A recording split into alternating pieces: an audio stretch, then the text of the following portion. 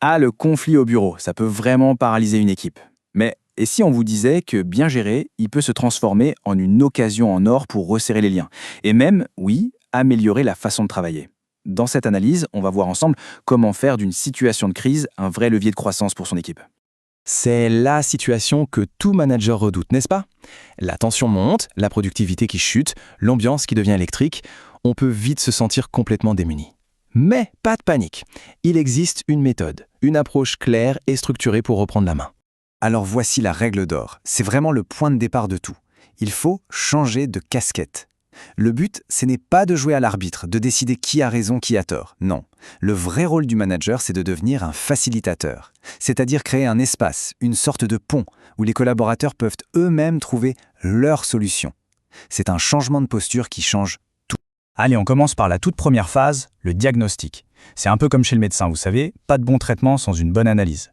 Agir à chaud, sous le coup de l'émotion, c'est presque toujours une mauvaise idée. La tentation est immense, on a envie de régler ça tout de suite. Mais il faut résister. Sauf, bien sûr, s'il y a un danger immédiat. Prendre ce petit temps de recul, ça permet deux choses. Les émotions retombent un peu, et ça donne le temps de préparer son intervention de façon bien plus stratégique. Bon, la première question à se poser, elle est fondamentale. Est-ce qu'on parle d'un désaccord sur une méthode, un délai, une façon de faire? Ça, c'est un conflit de tâches, c'est souvent plus simple à gérer. Ou alors, est-ce que c'est une animosité personnelle qui est en jeu? Là, c'est un conflit affectif. Et attention, celui-là est bien plus dangereux parce qu'il s'attaque au cœur de la cohésion de l'équipe. Un point de vigilance absolument crucial ici. Il y a des situations où le manager ne doit pas intervenir seul. Si on a le moindre soupçon de harcèlement ou de discrimination, la procédure est très claire. On passe immédiatement le relais aux ressources humaines ou aux services juridiques. C'est leur métier, leur expertise. Voilà une étape qui est souvent vue comme optionnelle, mais qui est terriblement efficace, l'entretien individuel. L'idée, c'est de prendre 10-15 minutes avec chaque personne, séparément. Ça leur donne un cadre sûr pour vider leur sac. Et rien que ça fait déjà baisser la pression. L'objectif est clair dès le départ. Le but, à la fin, ce sera de trouver un moyen de retravailler ensemble. Ok, le diagnostic est posé. On entre maintenant dans la phase 2, le cœur du réacteur, la médiation.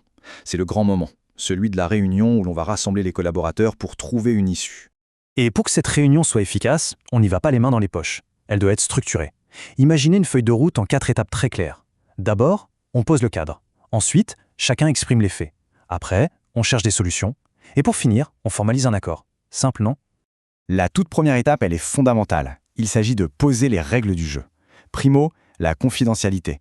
Ce qui se dit ici reste ici. C'est la base pour que les gens osent parler. Deuxio, le respect. On ne se coupe pas la parole, pas d'insultes. Et tertio, l'objectif commun.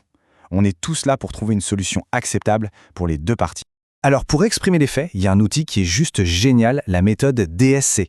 Ça permet de dire les choses sans accuser. D comme décrire les faits, objectivement. E comme exprimer l'émotion ressentie. S comme spécifier le besoin qui n'est pas comblé. Et C comme conséquence si ça continue. En fait, c'est l'art de passer du tu qui tue au je qui construit. Et psychologiquement, commencer par je, ça désarme l'autre et ça ouvre à l'écoute. Regardez ce que ça donne en pratique. Mardi, le dossier n'a pas été rendu, ça c'est un fait, personne ne peut le nier. Cela m'a stressé, c'est une émotion personnelle, c'est légitime. J'ai besoin de fiabilité, ça clarifie le besoin. Vous voyez? L'approche est factuelle, constructive, on n'est pas dans l'accusation. Et pendant que les collaborateurs parlent, le manager, lui, a un rôle clé, celui de miroir. Il faut écouter activement et reformuler.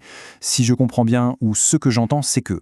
Le simple fait de se sentir vraiment écouté et compris, ça a un pouvoir apaisant qui est juste incroyable. Une fois que tout est sur la table, les faits, les émotions, il faut opérer un basculement.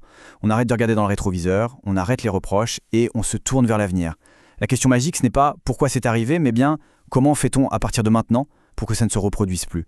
Et la solution qu'il va y trouver, attention, ça ne doit pas être une vague promesse en l'air. Il faut la formaliser dans un accord SMART, c'est-à-dire spécifique, mesurable, atteignable, réaliste et temporellement défini.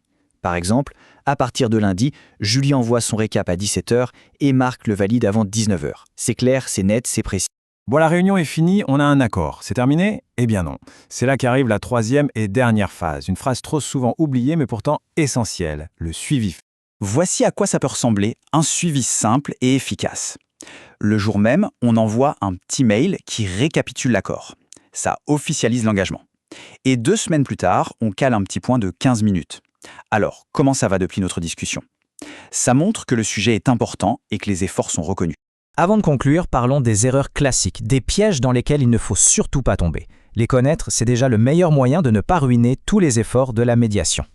Premier piège, l'autruche. Ignorer le conflit en espérant qu'il disparaisse tout seul. C'est une illusion, il ne fera que pourrir la situation et contaminer toute l'équipe. Le deuxième piège, prendre parti. Dès qu'on fait ça, on perd toute crédibilité et toute légitimité. Et enfin, le troisième, imposer sa propre solution. Si l'idée ne vient pas d'eux, les collaborateurs ne se l'approprieront jamais vraiment. Donc, pour résumer, tout tient en 4 verbes d'action. Observer les faits, pas les opinions. Écouter vraiment, sans couper la parole. Reformuler pour s'assurer qu'on a bien compris. Et enfin, responsabiliser, parce que c'est à eux de trouver leur solution. Gérer un conflit, finalement, c'est peut-être l'un des actes de management les plus puissants qui soient.